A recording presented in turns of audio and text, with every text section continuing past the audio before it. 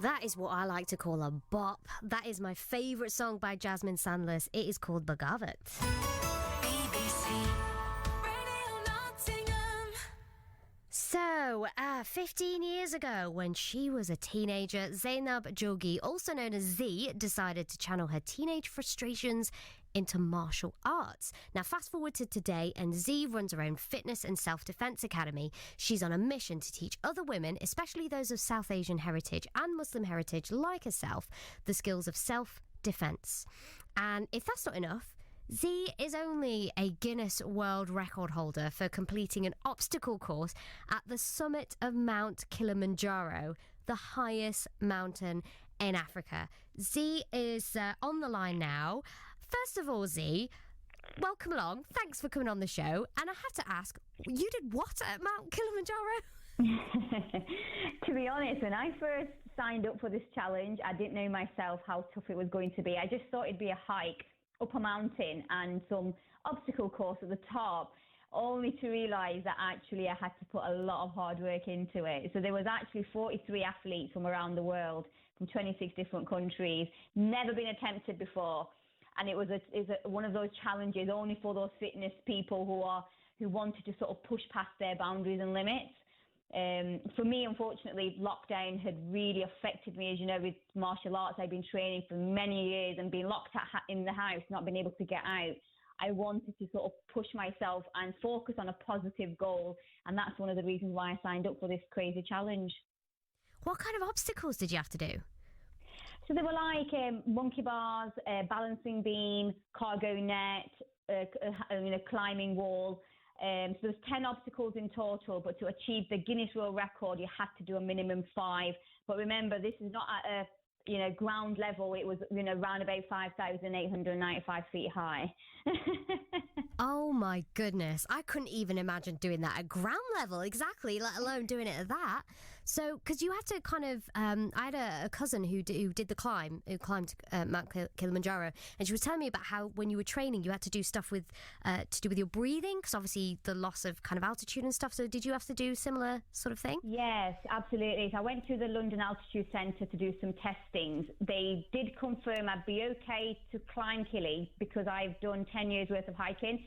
So my body was climatized to altitude, but the obstacle at the top would have been a struggle. So I had to rent out the machine, which I took to the gym and ran on the treadmill with it, did exercise with it, and that was sort of focusing on how much oxygen is going into the lungs. It was getting less and less. So the higher you put the numbers up on the machine, the lower the oxygen is coming out to your lungs, so you're struggling. But with that, it's really supported me, obviously climbing and doing the challenge itself.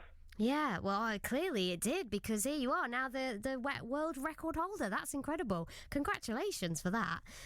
So how did you actually discover martial arts and self-defense then? So just being younger, I was a rebel, like always causing mischief, and I wanted to sort of do something like get into sport. And a friend of mine had just mentioned Muay Thai kickboxing and a gym around the corner. So I remember, every time I used to go to mosque after that, I used to go to the centre to, have my session, and it really helped me. But didn't realise that it became a passion and addiction. It became part of my life. That 15 years on, once I became an instructor, I volunteered and taught so many different women until 3-4 years ago when I've decided to set up an organisation for women only and young adults, and just teaching them sort of the principles of self-defence and understanding that it is important to learn how to fight and defend just in case, you may need it at any time of your life. Yeah, and do you see more South Asian women getting involved then? Absolutely. I'd say after lockdown, I think during lockdown, a lot of people were locked up and the health and fitness sort of agenda came to mind. And we had a lot of requests through stating, when you're over, please can we join?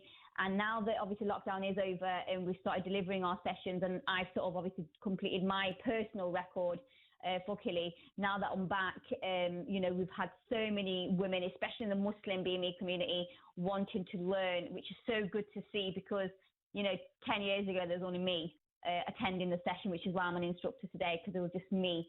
But now there's a lot more people, and it's really good to see. Yeah, clearly things are changing. Saying more people seem to be getting involved now. Although this is radio, I'm really intrigued. Self-defense and martial arts is not something I've ever tried before.